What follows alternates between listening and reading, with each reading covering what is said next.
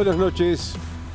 Ya está en el estudio el ministro de Justicia, Mariano Cuno Barona, con quien vamos a hablar sobre temas muy interesantes que están pasando en el ámbito de la justicia y que nos interesan a todos y sobre todo porque nos pueden beneficiar o perjudicar a todos.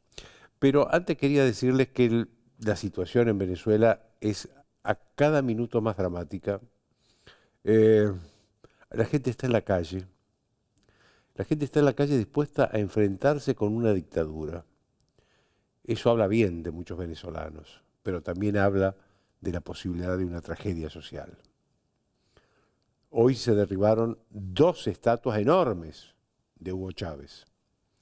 Si acordar cuando cayó Hussein en Irak, Gaddafi en Libia, sí, cayeron directamente, la volteó la gente a 2 estatuas enormes de Hugo Chávez. Yo creo que hay que solidarizarse con los venezolanos que creyeron, tal vez ingenuamente, que ayer podía ganar la oposición en Venezuela. Y no porque, y digo ingenuamente, no porque no tuvieran la posibilidad de ganar las elecciones. De hecho, la ganó la oposición a las elecciones. Lo que no tuvieron en cuenta son 2 factores elementales para analizar o prever una dictadura. El primer factor, una dictadura es una dictadura. A ver, para ser claros, si ayer Nicolás Maduro a la noche hubiera dicho perdí la elección y por lo tanto entrego el gobierno a los ganadores, que son mis opositores, no sería un dictador, sería un demócrata.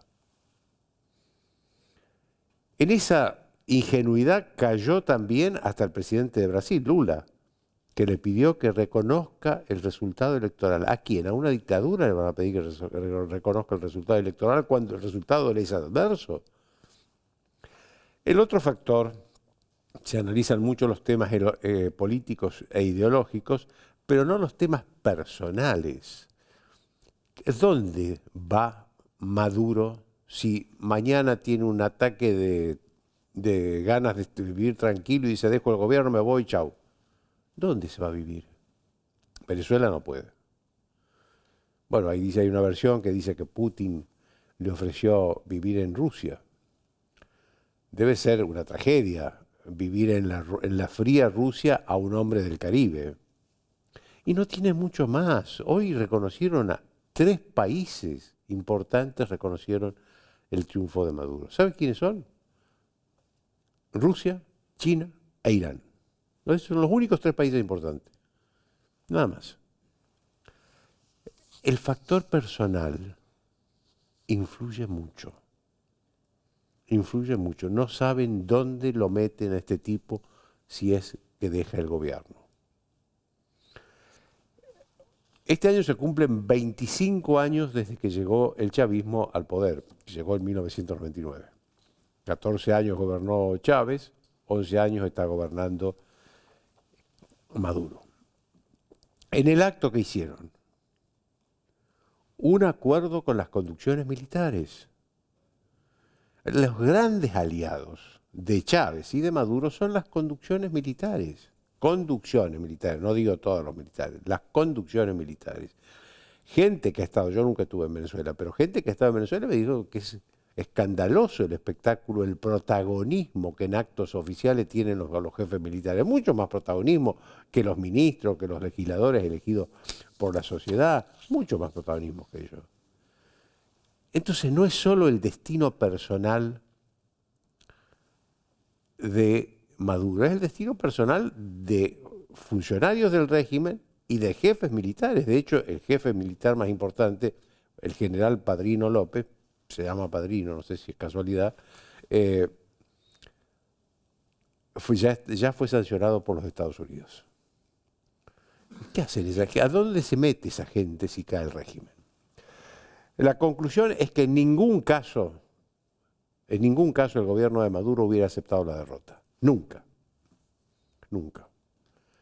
De hecho, ayer, fíjese, hubo un momento de de confusión, porque la oposición dijo, bueno, nosotros tenemos las mismas actas que tiene Maduro y hemos ganado por 70 puntos a favor y 30 de Maduro que perdió, según esas actas que tiene la oposición. Hoy ampliaron la ventaja, 73 a 27. Después sale Maduro, no muestra nada y dice que con esas mismas actas, que no muestra, él ganó con el 52% y la oposición perdió con el 44%. 52 a 44. Yo dije, alguien está mirando al revés los números acá, y seguramente es el señor Maduro el que está mirando al revés, porque a él le conviene mirar al revés los números. ¿Qué hacer entonces? En primer lugar hay que detenerse en esa soledad internacional de Maduro. Repito, los únicos países importantes que lo reconocieron fueron China, Rusia e Irán. Los únicos tres que lo reconocieron. Tan es así que hoy se enojó Maduro y echó a los embajadores de Argentina y de otros países de América Latina que no lo habían reconocido. Y llamó a todo su personal diplomático en estos países. Hasta ese punto escaló la tensión diplomática en América Latina. Yo creo que América Latina tiene que hacer algo más unánimemente, porque acá lo que tenemos es una América Latina fracturada con el tema Venezuela. Por un lado están países como Argentina, Chile, la Chile de Boric, que dijo, yo no voy a aceptar nada que no esté verificado. Obviamente Uruguay de la Calle, Paraguay de Peña, Colombia, que tomaron distancia de Maduro, sobre todo en el resultado de la elección de ayer. Y después países importantes como México y Brasil, que le dan un margen como diciendo, lo podemos recordar. De hecho, el presidente de México, López Obrador, dijo hoy que si el Consejo Nacional Electoral, que es manejado y controlado con un dedo por Maduro, le da el triunfo final a Maduro, él lo iba a reconocer a Maduro. Yo no sé en qué mundo vive López Obrador. Lula insiste con que reconozca el resultado de las elecciones, no dice si ganó, si perdió, con que reconozca, que es ya el colmo de la ingenuidad esto. Yo creo además que el problema que se piensa siempre cuando se habla de Venezuela es el problema político e ideológico y no se tiene en cuenta el drama humanitario que vive Venezuela. 8 millones de venezolanos se exiliaron, por razones políticas o por razones económicas, la mayoría por razones económicas. Muchos de ellos convivimos acá en Buenos Aires, que son la minoría, porque acá viven 200, en la Argentina, en toda la Argentina viven 250.000 y son 8 millones los que se fueron. Es un éxodo enorme, de una enorme magnitud. Y después están los venezolanos que no pudieron irse, no pueden irse por razones económicas, por lo que fuere, y que tienen que vivir ahí opositores a Maduro, perseguidos por Maduro. Ese es el drama humanitario, con la escasez y la carencia de muchas cosas elementales para la vida común. Lo que vimos ayer en Caracas fue un sainete. El presidente del Consejo Nacional Electoral proclama presidente electo de la nación a Maduro sin mostrar nada, sin probar nada. Por eso hay muchos países, Argentina, Chile, España, Francia, Estados Unidos, que le dicen, no, muestre la prueba, muestre las actas electorales.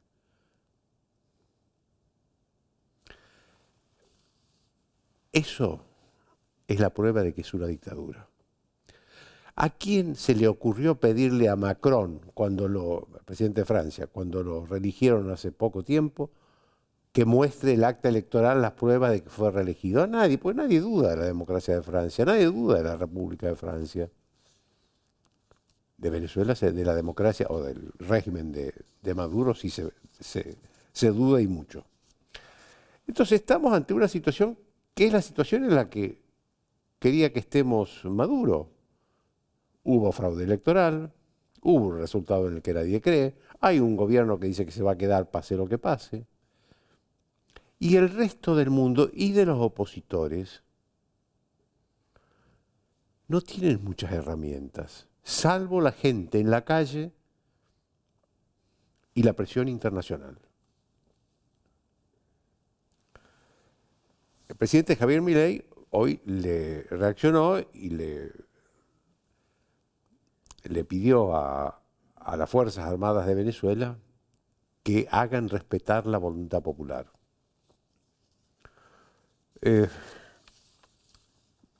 Repito, la conducción de las Fuerzas Armadas son cómplices de Maduro y como lo fueron de Chávez por dos razones.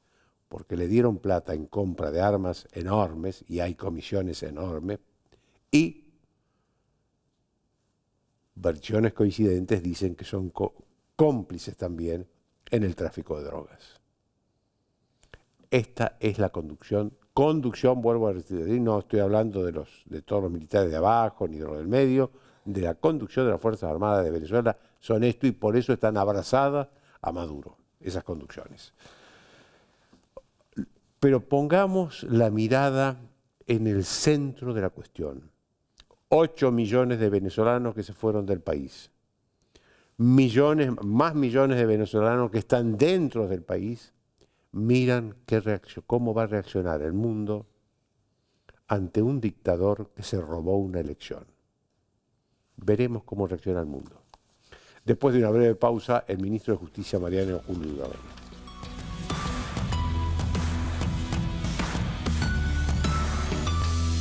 Auspician desde el llano.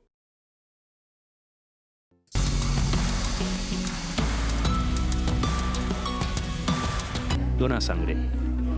Se necesitan entre 300 y 400 donantes por día. No esperes que te lo pidan. Siempre se necesita. Conocé cómo donar en buenosaires.gov.ar/donasangre. Buenos Aires Ciudad. Vamos por más.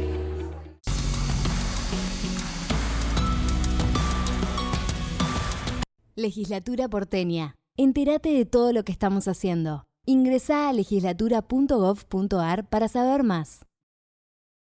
Nos une la ciudad. En Arcor trabajamos a través de una gestión sustentable, innovando en cada uno de nuestros productos para que todas las personas podamos vivir mejor. Fini 6, 11 de agosto, más de 4.000 millones. Y hay 3.000 millones que salen o no salen. Chinito, mi amor, qué divino.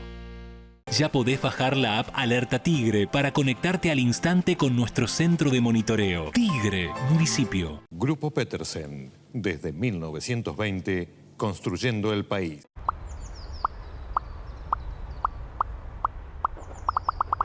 Quiero que la respuesta a ese mensaje sea que sí. Quiero que sepas que te estamos cuidando y que Vicente López es tu lugar seguro.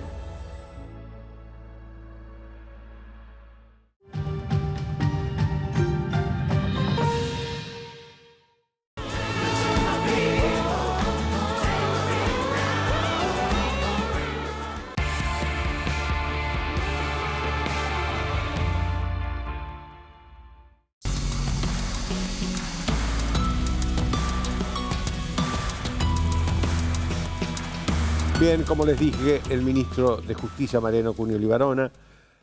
Antes de entrar en el tema de la justicia, le quiero hacer una pregunta, porque recién estaba hablando de Venezuela y hoy es un día muy caliente en Venezuela. Sí. ¿Qué opina usted? ¿Tiene una opinión de Venezuela? Sí, yo creo que dictador, déspota, jefe de una asociación ilícita. Maduro se jugaba más que el poder, se jugaba la libertad. Si Maduro no tenía dónde ir y perdía y entregaba el poder, tenía serios riesgos por sus antecedentes, y él y la banda que lo rodea, de ir preso. Entonces él nunca va a mostrar estas actas, porque implican entregar en un mundo normal. Perdí, entrego el poder, pero este hombre le quedaba poco tiempo. Lo que hizo el chavismo y Maduro con los jueces, para nombrar jueces amigos, removiendo otros, fue un festival de injusticias propio de un Estado déspota como el que impusieron. Él se jugaba la libertad, no es que no tenga dónde ir, iba a la cárcel. Claro, coincido con lo que usted dice. Déjeme hacer unas preguntas muy concretas sobre los temas de la reforma de la justicia, que todo el mundo está esperando. Sí. Uno de ellos es, yo no entiendo qué pasa con el registro de los automotores. No, es tremendo. Es uno de los grandes curros. Sí, curro enorme. Pero ¿en qué consiste ese curro? El tema es así. Yo voy a tratar de explicar un entramado que armaron, que debe haber firmado Alfonsín un día distraído. Nosotros tenemos un sistema por el cual se crean 1.558 registros de automotor en el país que, en general, según dicen, todos amigos, todos vinculados a la política, que ganan fortuna los titulares de registro. En su momento, cuando esto... Y son muchos políticos. Muchísimos. Antes de llegar nosotros, ganaban un buen registro $50.000 el titular. Un registro normalito, $10.000. Y a costa de ¿Estamos hablando de plata mensual? Plata mensual que se llevaban.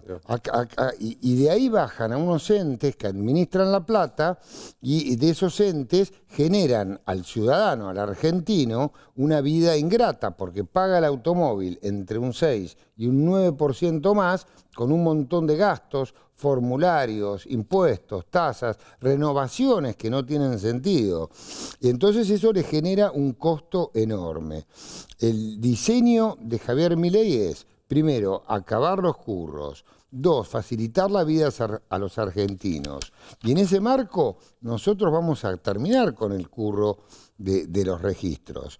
Yo soy el enemigo público número 1. Ahora, ¿cómo se adjudicaban eso? ¿Porque era amigo del amigo? Un curro total. La ley decía, tiene que haber un titular que tiene que dar un examen, un concurso. Un segundo, un titular y un concurso. Y un tercero que es un interventor que no necesita nada.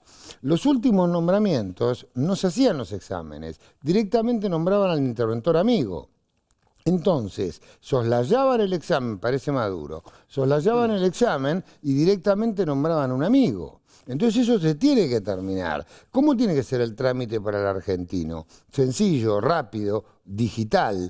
Nosotros cerramos un montón. Por favor, ministro, cuanto antes, porque cada vez los trámites son peores. Peores. Esto es un engranaje que lleva tiempo. A mí me critican 7 meses. 7 meses redujimos un montón de formularios. Cesamos un montón de registros.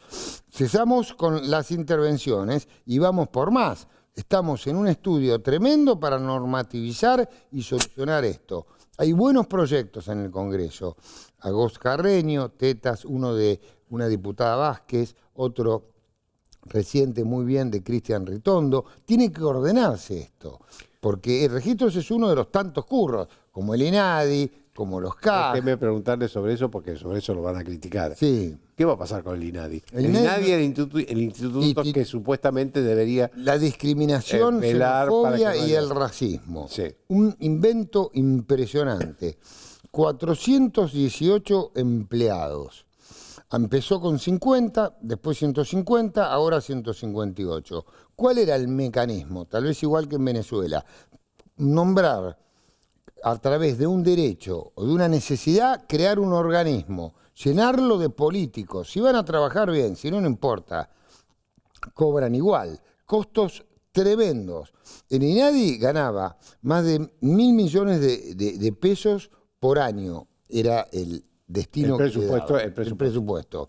No cumplía una función. Ejemplo, en 20 años nunca hicieron el trámite del Plan Nacional contra la Discriminación. Cuando asumió una interventora de nuestro mandato, que realizó un trabajo extraordinario, un lujo, había 7.500 expedientes. Trabajando los dejó en 5.000. Actuaban de jueces, porque juzgaban discriminación, pero si están los jueces, que son los que investigan el delito de discriminación.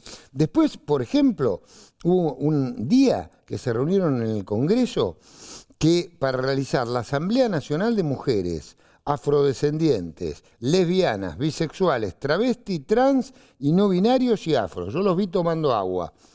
Y salió $80.000 ese encuentro de la asamblea. $80.000 para el pobre argentino. Fue un préstamo, una deuda, una obligación abusiva, pero hay que investigarlo. ¿A dónde fue para ese dinero? $80.000. Y tomaron agua, según usted tomaron agua, ni siquiera. Yo los vi en internet tomando agua. Entonces decía, ¿dónde $80.000 salió esto al argentino? Yo fui muchas veces al INADI antes de que se cierre. Y me encontraba gente que estaba ahí dando vueltas. ¿Dónde están los 418? Y me encontraba un plantel de 100 personas. El otro día, mire la anécdota, estoy en el supermercado, domingo, un señor que me mira, se me acerca. Le digo, ¿qué dice? Ministro, sí, yo soy el dueño de la sociedad, dueña del inmueble del INADI. Ah, mire, quiero decir dos cosas. La primera, me atendieron muy bien, la doctora Quiroga me informó, nos entregó el inmueble, cuando pueda páguenme la diferencia que deben, le di mi tarjeta, le dije quédese tranquilo, y la segunda, lo felicito, un grupo de vagos. Yo iba a mi inmueble, lo veía tomando mate sentado todo el día.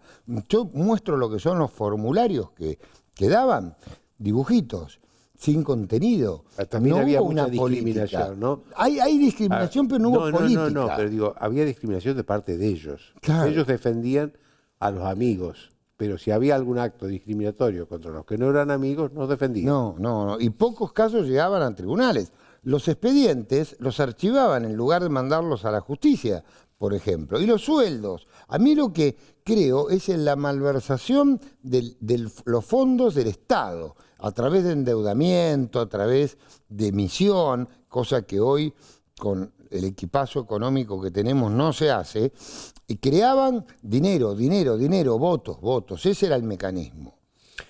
Ministro, un tema que también es bastante... Perdóname, y te nombré uno, porque puedo seguir. Ministerio de la Mujer, un festival. 1.000 personas trabajaban 70. Eso es ahora una Yo fui, discusión, ¿no? No, ya no existe más el ministerio. Aniquilado. Sí, quedó así. Había 70 en un último piso de la avenida Entre Ríos. ¿El resto dónde están? Pregunto. Trabajan por Zoom, pero si no es pandemia. No, trabajan por... ¿Qué hacen? ¿Planes, informes? No los conocemos. Muchos nombrados antes de irse. Muchos monotributistas, muchos contratados. Lo aniquilamos. Eso también motivaba exactamente 80.000 millones de pesos por año. Y no bajó el femicidio, se incrementó. O sea que tampoco cumplió una función social. Y hay 31 organismos en la capital federal que hacían la misma tarea. 31. Y el mismo Ministerio de Justicia, a través de derechos ¿Todos de humanos. la nación o chocaban De con la ciudad, de la procuración, de la corte, pero tiene que haber un orden. ¿Cómo se van a ocupar todos de hacer lo mismo? Nosotros en el ministerio teníamos, en los centros de asistencia a la justicia, género, en el ámbito de derechos humanos, género, y un ministerio de género que hacía la misma tarea. No tiene sentido, con 900 señores que trabajaban por Zoom. Eso es gasto. Eso es malversar, es mal uso, y hay que cuidar el dinero público, porque el dinero público es del contribuyente, de la persona, y ahí se tiene que destinar a la gente que lo necesita, a los chicos, a los jubilados, a educación, a crecimiento. No puede malversarse con organismos y organismos, personal, sueldos. En el ministerio nuestro 7.000 personas encontramos para un ministerio de justicia. ¿Y usted cuántas cree que va? Yo creo que con 2.500 funciona perfecto. Una tercera parte. Sí, perfecto. Nosotros ya redujimos 1.000 personas y seguiremos viendo, pero en organismos, ejemplo, un día hubo un hecho de un patobica le pegó a alguien. Crearon la división registro de patovicas, donde hay una computadora. ¿Saben cuánto, Joaquín, trabajan? 12 personas para registrar patovicas. Yo fui, no había nadie. Entonces, ¿dónde están? En prensa, 150 personas. Un día entro y veo 2 personas sentadas así en una mesa. Le digo, muchachos, ¿qué están haciendo ustedes? Pensando. Ay, ¿qué están pensando? No sabía, estaban ahí. Escritorio vacío. Es decir, hay mucha inutilidad de este Estado. Hay que ordenarlo, aniquilarlo, hacerlo chiquito, eficiente, que funcione y a bajo costo. Real, trabajo, trabajo y trabajo.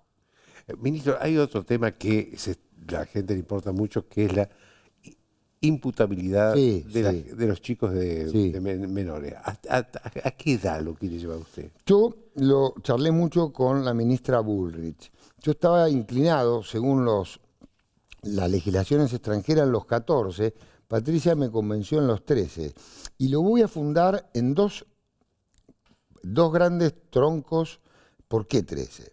Primero, empírico. Empírico es la cantidad de delitos que cometieron chicos de 13 años en los últimos meses. Enorme cantidad de delitos, desde redes de pedofilia en los colegios, desde violaciones de chicos de 12 y 13 años, desde robo con armas de chicos de 13 años.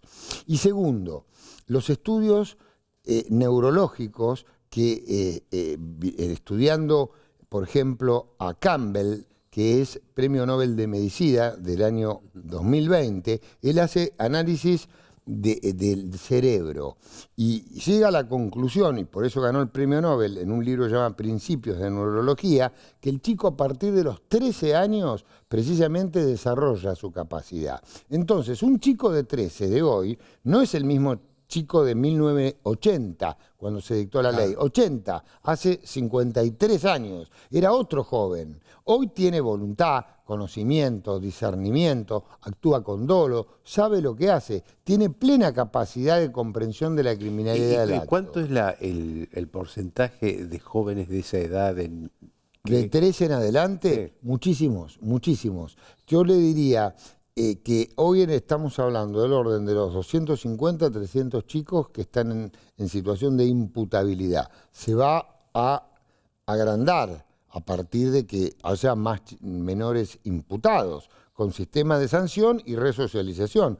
Pero que se queden tranquilas todas las organizaciones, la Corte y demás, que estamos ya trabajando con el Ministerio de Seguridad en adaptar los lugares adecuados para que los menores tengan separado de los mayores, por un lado los varones, por otro lado las mujeres, y yo querría en mi diseño tener una escuela, colegio de formación, de educación, y al lado un taller de trabajo. A los menores hay que darles educación y hay que darles trabajo. Sí, porque si no salen peor. Si no es superpoblación de menores.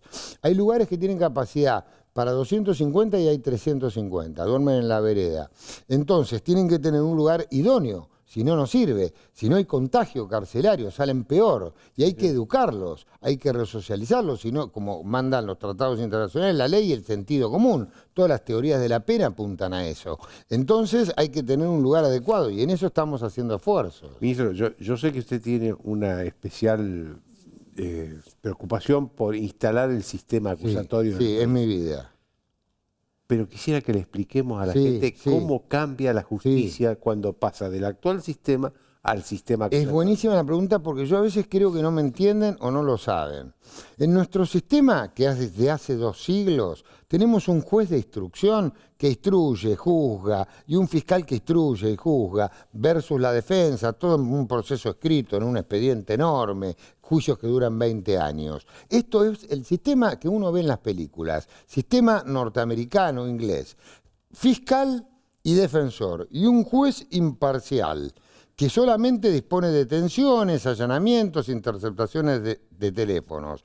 Es un juez de garantía. Un juez de garantía, muy bien. Entonces, el fiscal tiene un poder y un trabajo enorme versus la defensa. Matemáticamente, en Salta y Jujuy, que ya funciona, yo ya lo instalé en el distrito de Rosario, que es todo Santa Fe, y ahora el 5 de agosto vamos a Cuyo, en el sistema entre el fiscal y el defensor arreglan una enorme cantidad de causas. Nosotros hemos logrado en menos de un mes condenas por narcotráfico, en menos de un mes, procesos que antes duraban 3, 4 años. ¿Por qué? Porque acuden a medidas reparatorias, juicio abreviado, probation, hay plazos muy exiguos, los juicios no llegan a durar más de 3 años. En bandas de narcotráfico, en el ámbito nuestro pueden llegar a durar 15, achica muchísimo el proceso.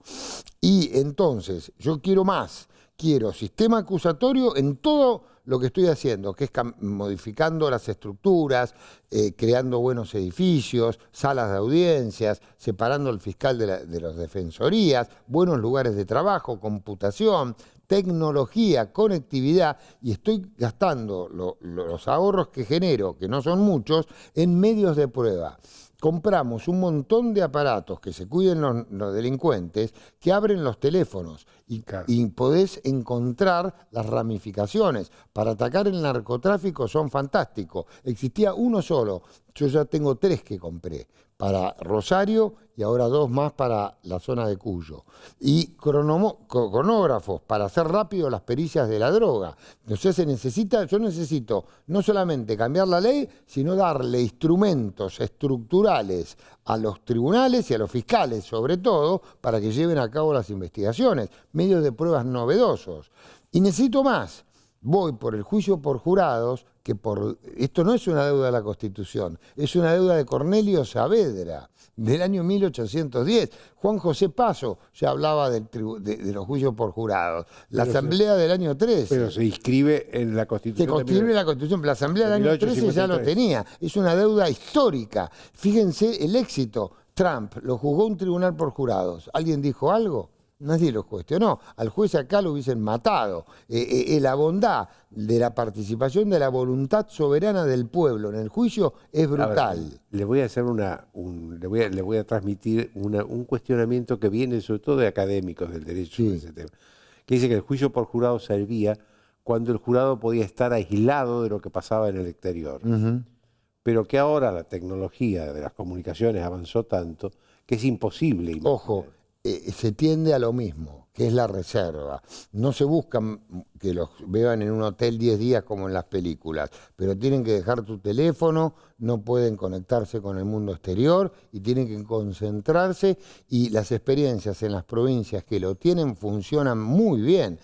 Se recompone la sociedad con la justicia, salen a gusto. Algunos han donado el sueldo que se les da por ser jurados, déselo a la víctima. Otros salen diciendo, vine a disgusto y me voy realmente encantado de haber participado. Realmente es una novedad. Y si a eso le agrego una reforma al Código Penal que lleva más de 120 años y tiene 150 parches en leyes especiales, yo estoy muy feliz.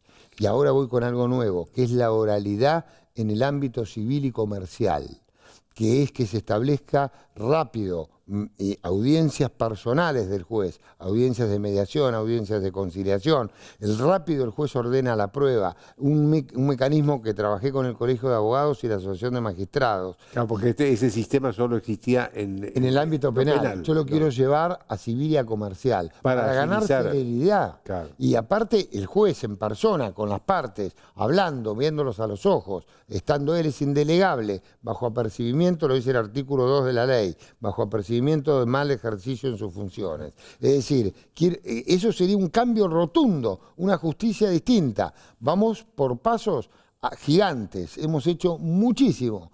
La ley de minoridad, hemos presentado la ley de juicio en ausencia, ahora vamos con la ley de juicio por jurados, la ley de oralidad. Hay mucha tarea por hacer. Déjeme hacerle un par de preguntas más sobre las modificaciones.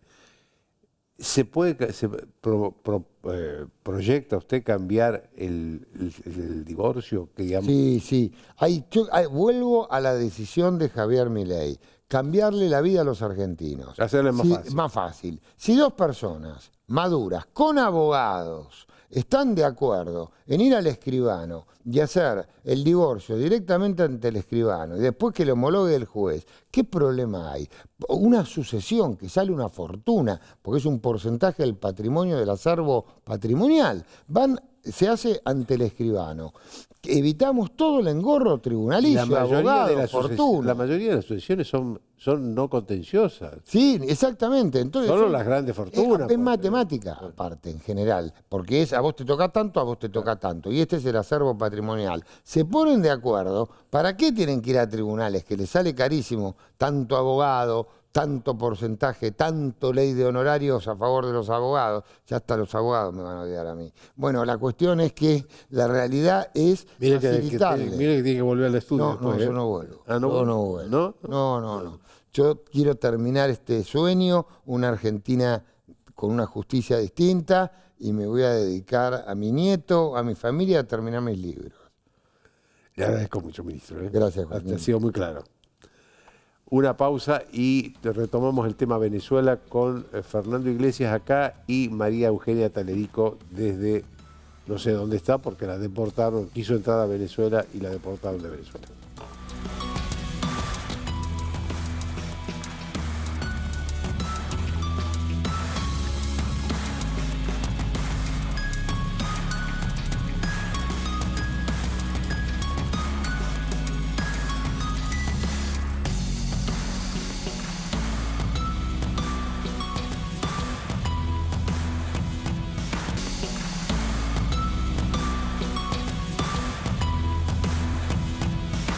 Bien, como les dije, estoy con Fernando Iglesias acá en el estudio, que es presidente de la Comisión de Relaciones Exteriores de la Cámara de Diputados, y con María Eugenia Talerico vía Zoom, vía Skype, porque ella intentó ingresar a Venezuela como veedora, invitada por la oposición de Venezuela, y la deportaron. ¿No?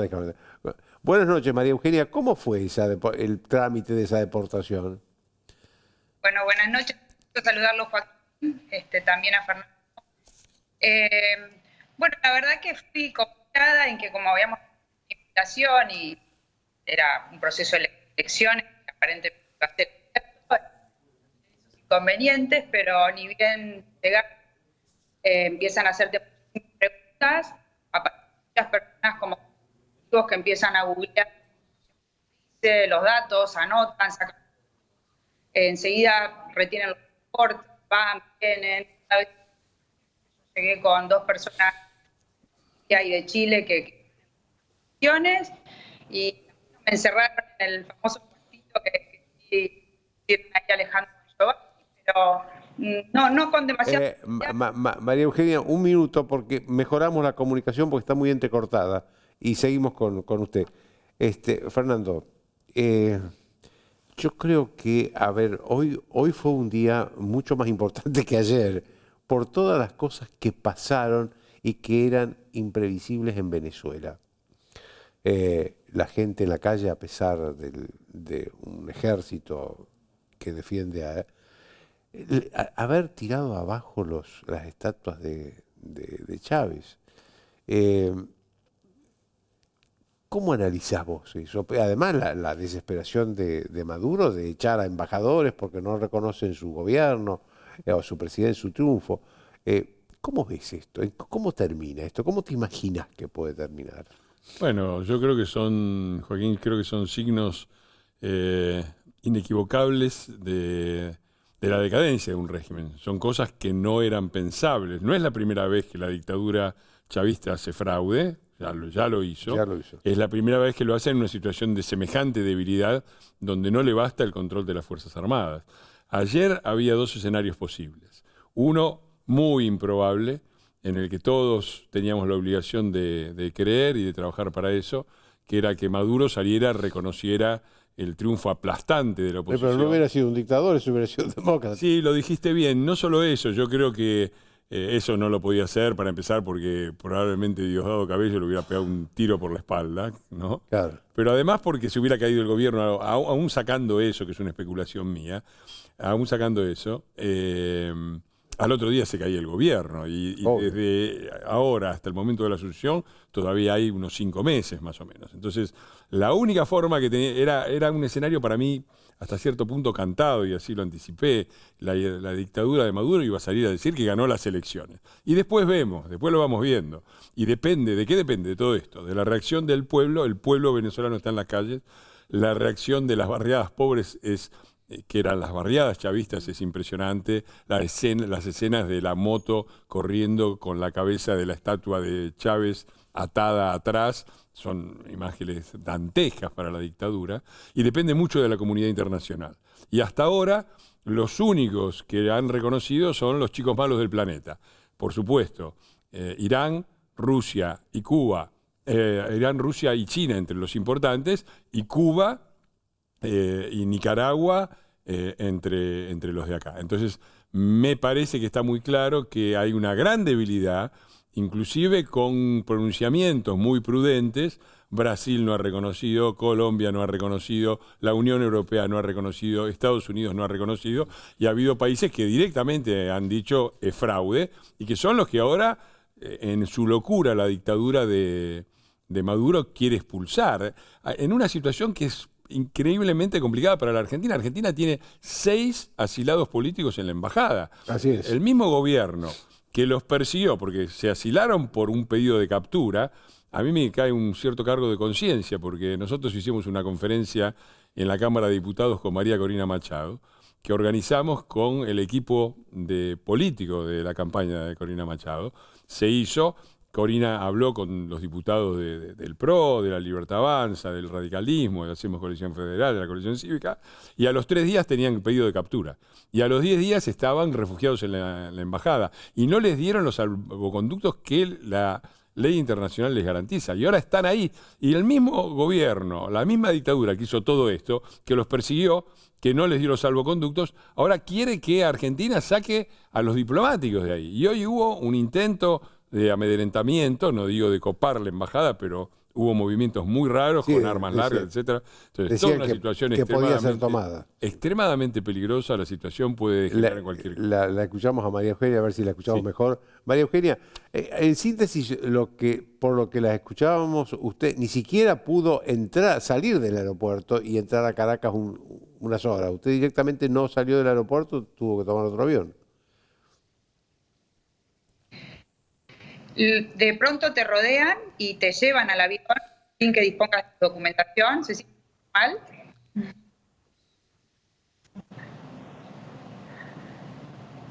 Sin que dispongas de tu documentación, te sientan en el avión y no sabes para qué te mandan. Nadie responde, nadie contesta las preguntas de por qué te están deportando, expulsando del país. No estamos acostumbrados a esto, pero bueno, ahí no hay libertad, ¿no? María Eugenia, usted estudió bastante y está bastante involucrada en el caso de Venezuela. Hoy el presidente Milei pidió a las Fuerzas Armadas de Venezuela que intervengan para hacer respetar la voluntad popular. ¿Está de acuerdo con esta posición? Bueno, es un gran dilema que va a ser el jefe de las Fuerzas Armadas de Maduro en estas condiciones, y no sé si los grandes mandos, porque es como dijo usted, forman parte del cartel de los soles, narcotráfico, contrabando de petróleo, de oro, o sea, están financiados de todos los negocios ilícitos, pero hay otros mandos militares a los que está pegando Machado en el Plan República, que pueden ser muy importantes para obviamente bancar la voluntad del pueblo. Hoy ya los resultados que está dando María Corina Machado en base a las actas son contundentes, así que me parece que este pueblo puede ser ayudado por los militares. Si no hay esta reacción va a ser muy difícil, bueno, porque evidentemente tenemos un Maduro que parece que se va a quedar en el poder, ¿no? Cuando usted fue alta funcionaria de la Unidad de Investigaciones Financieras, ¿se enteró de algo de la corrupción del régimen venezolano? Nosotros en la Unidad de Información Financiera emitimos alertas a todo el sistema financiero por los negocios que se estaban haciendo con el régimen de Nicolás Maduro. Por supuesto, el gobierno de Néstor Kirchner no solamente se desendeudó con el fondo para endeudarse con grandes negocios con Venezuela, sino que existían triangulaciones con corrupción y lavado de dinero de toda índole con el gobierno venezolano y el régimen, digamos, los Kirchner.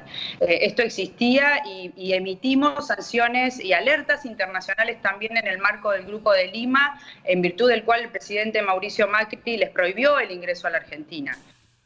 Luego, sabe, el año pasado fuimos denunciantes junto con Ricardo López Murphy y Gerardo Milman, con el avión de Entre Azur y los iraníes que entraron e ingresaron a la Argentina. Los movimientos, es un narcoestado, así que todos los movimientos que hace en la región ese régimen, con la entrada que es puerta de ingreso de Irán en la región, obviamente estaban absolutamente mirados por la Unidad de Información Financiera Argentina y en esa época por todo el sistema del gobierno de Mauricio Macri.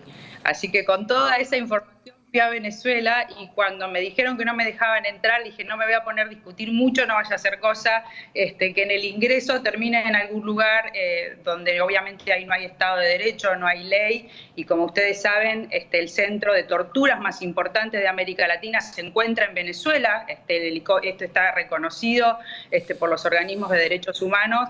El ICOIDE se llama, y entonces realmente estamos enfrentándonos a un régimen criminal.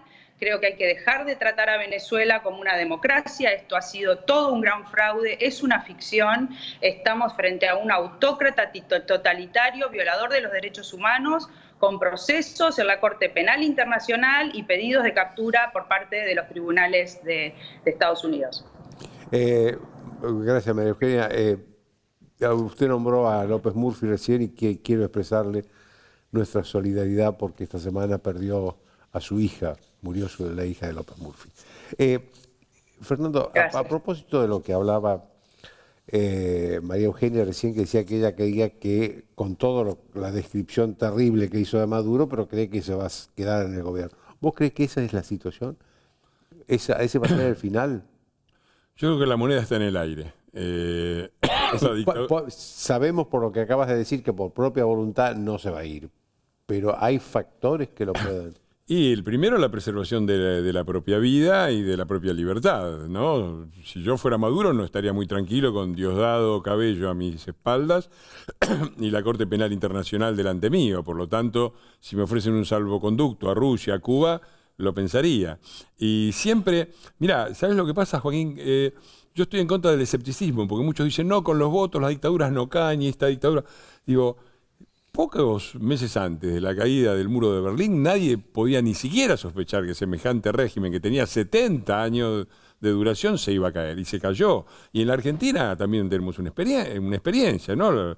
La dictadura militar era una dictadura, los generales y los almirantes manejaban las Fuerzas Armadas, pero se cayó. Es decir, cuando pierde absolutamente legitimidad. Y yo creo que la gran noticia no es el fraude, que era prácticamente inevitable, sino el hecho de la debilidad de empezar a expulsar sin ton ni son embajadores. Está muy claro que ellos están en una...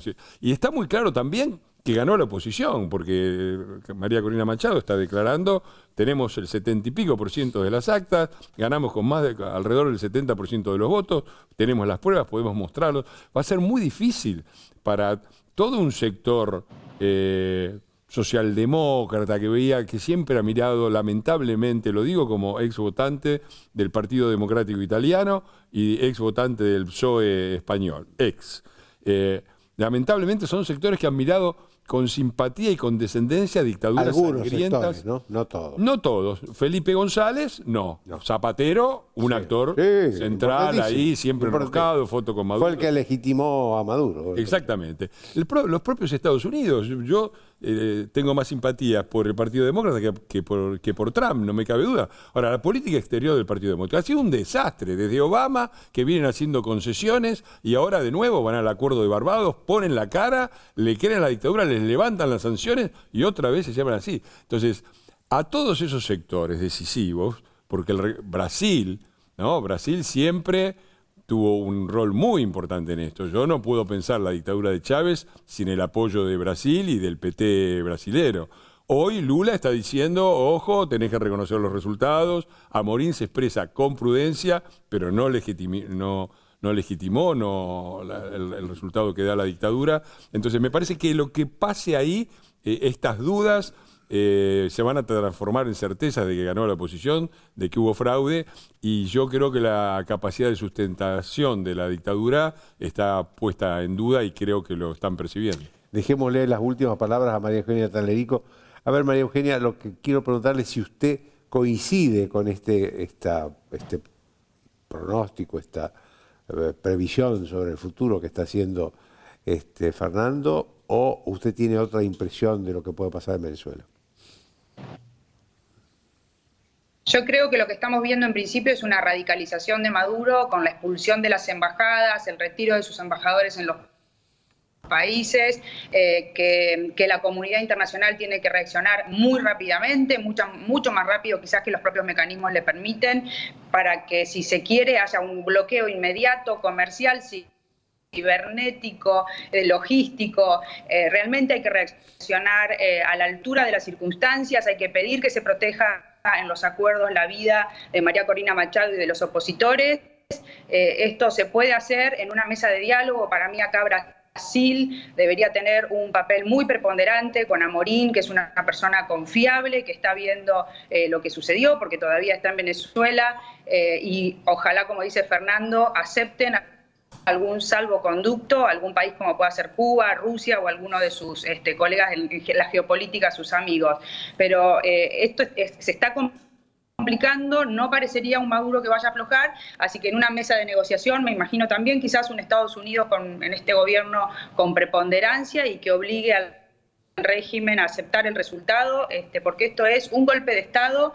Hay que entender que está todo tomado el gobierno por una verdadera dictadura y que entonces si no tenemos un apoyo a la sublevación interna, que probablemente suceda porque el voto ha sido muy masivo a favor de la oposición, un bloqueo y una reacción internacional rápida y quizás una mesa de diálogo que puedan activar algunos países con los que Maduro se quiera sentar, esto se va a ir complicando y pidamos por la protección de la vida de la oposición, que incluso por los que están en nuestra embajada argentina hoy, si expulsan a los diplomáticos, hay que ver qué va a pasar con esas personas, ¿no?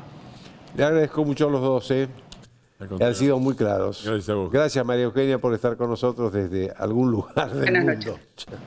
Chao, gracias, Fernando. Al contrario. Una pausa.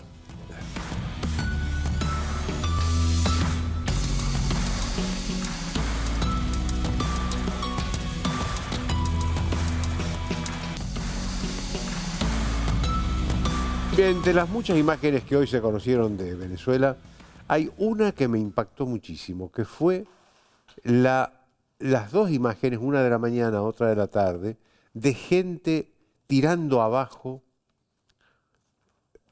estatuas enormes de Hugo Chávez. De Hugo Chávez, no de Maduro, de Hugo Chávez. Es decir, que la bronca ya supera a Maduro y se va hacia el pasado, hacia el origen del chavismo. Y después las imágenes de la cabeza de esas estatuas, la cabeza de Hugo Chávez, de las estatuas, que eran arrastradas por motocicletas. ¿Por qué me impacta esto? Porque esa es la imagen de la debilidad de un régimen. Un régimen, por más dictatorial y canalla que sea, si está fuerte, la gente no hace eso. Las estatuas que hemos visto caer en la historia de los últimos años son las estatuas de dictadores caídos, no de dictadores con futuro. Chao, hasta el lunes.